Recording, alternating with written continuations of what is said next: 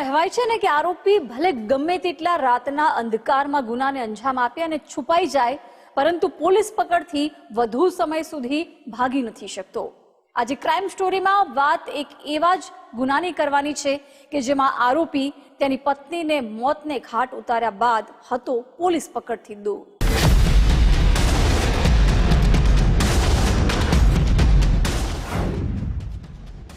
તારીખ 4 જુલાઈ 2025, સમય સવાર 9, સ્થળ માંડવી, સુરત। માંડવીના અંબાજી રોડ પર આવેલ માછીવાડમાં એક મકાનમાંથી તીવ્ર દુર્ગંધ આવતી હતી। મકાન 3-4 દિવસથી બંધ હતું। સ્થાનિકોને શંકા જતા આ વિશે પોલીસને જાણ કરી। પોલીસે આવી તાળું તોડી ઘરમાં જોયું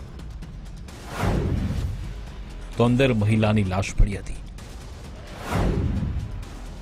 મૃતક મહિલાનું નામ સુમિત્રા ડામોર હોવાનું સ્થાનિકોએ જણાવ્યું। સુમિત્રા તેના પતિ દિનેશ સાથે રહેતી હતી। દિનેશ એસટી બસમાં ડ્રાઈવર તરીકે કામ કરતો। 3-4 દિવસથી દિનેશ ફરાર હતો,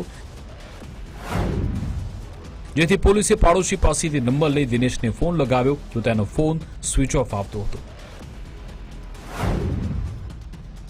માંડવી બસ ડેપોમાં તપાસ કરતા જાણવા મળ્યું કે દિનેશ 29 જૂનથી નોકરી પર પણ ગયો ન હતો। તેના વિરુદ્ધ પત્નીની હત્યાનો ગુનો નોંધી તેની શોધખોળ હાથ ધરાઈ। ડેપોમાં ડ્રાઈવર તરીકે નોકરી કરતો હોવાથી પોલીસે રાજ્યના અલગ અલગ શહેરના ડેપોમાં તેના વિશે જાણ કરી। 2 દિવસ પહેલા આરોપી અમદાવાદના ગીતા મંદિર એસટી બસ સ્ટેન્ડ પર આવ્યો હતો। તેના આવ્યાની જાણ થતા પોલીસે ધરપકડ કરી। આરોપીએ પત્ની સુમિત્રાની હત્યા કર્યાની પણ કબૂલાત કરી છે। ગઈકાલના રોજ કાગરાપીઠ પોલીસના સ્ટાફને એક અંગત બાતમી મળેલ હતી કે સુરત ગ્રામ્ય જિલ્લાના માંડવી પોલીસ સ્ટેશન વિસ્તારમાં એક વ્યક્તિએ પોતાના પત્નીનું મર્ડર કરીને ભાગીને અહીં કાગરાપીઠ પોલીસ સ્ટેશન વિસ્તારમાં ગીતા મંદિર પાસે આવેલ છે। તાત્કાલિક કાગરાપીઠ પોલીસની ટીમે આઈડેન્ટિફાઈ કરીને વર્કઆઉટ કરીને જે આ કામના વ્યક્તિ હતા દિનેશભાઈ વેલજીભાઈ ડામોર, જેઓ એસટીમાં ડ્રાઈવર તરીકે નોકરી કરે છે, દિનેશભાઈ વેલજીભાઈ ડામોર, તેઓની ધરપકડ કરીને કાગરાપીઠ પોલીસ સ્ટેશનની ટીમે માંડવી પોલીસને જે એફઆઈઆર છે જેમાં બીએનએસની કલમ 103 મુજબ જે માંડવી પોલીસ સ્ટેશનમાં ગુનો દાખલ થયેલ છે તેઓને એરેસ્ટ કરીને સુપ્રત કરેલ છે। સુરતમાં સનસનીખેજ હત્યાની ઘટના।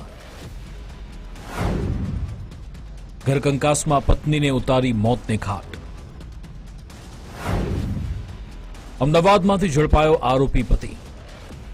સુરતના માંડવીમાં આવેલી માછીવાડમાં આરોપી દિનેશ પત્ની સુમિત્રા સાથે ભાડાના મકાનમાં રહેતો। નાની મોટી બાબતે દિનેશ અને સુમિત્રા વચ્ચે ઝઘડા થતા, ત્યારે દિનેશ પત્નીને મારી નાખવાની ધમકી આપતો। 1-2 મહિના અગાઉ પણ આવો ઝઘડો થયો હતો, ત્યારે સુમિત્રા પિયર રહેવા જતી રહી, ત્યારે દિનેશ પત્નીને સમજાવીને પરત લાવ્યો હતો। બનાવની રાત્રે દિનેશ જમવા બેઠો ત્યારે ભોજનમાંથી દુર્ગંધ આવવા બાબતે પત્ની સાથે માથાકૂટ થઈ। એ દરમિયાન દુપટ્ટાથી પત્નીનું ગળું દબાવી આરોપીએ હત્યા કરી। ત્યારબાદ પત્નીની લાશ ઘરમાં રાખી દરવાજે તાળું મારી ફરાર થયો। પોલીસથી બચવા આરોપી અલગ અલગ જગ્યાએ ભાગતો ફરતો હતો।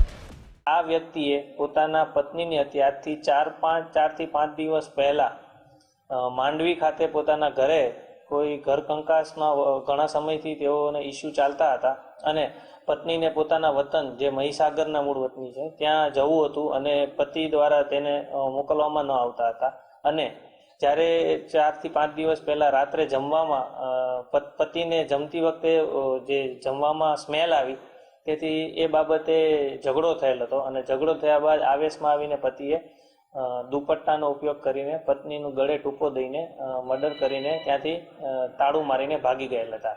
કયા પતિ અને પત્ની વચ્ચે ઝઘડા થતા નથી? નાની મોટી બાબતે દરેક પતિ પત્ની વચ્ચે માથાકૂટ થાય છે, પરંતુ તેનો મતલબ એકબીજાનો જીવ લઈ લેવો એવું નથી। દિનેશ અને સુમિત્રા વચ્ચે પણ આવું જ થયું। અવારનવાર થતા ઘરકંકાસનો અંત સુમિત્રાની હત્યાથી આવશે તે વાતનો કોઈને અંદાજ નહોતો। પરંતુ દિનેશ તેના ગુસ્સા પર કાબુ ન કરી શક્યો અને અર્ધાંગિનીને મોતને ઘાટ ઉતારી દીધી. સંજય જોશી, ગુજરાત ફર્સ્ટ, અમદાવાદ.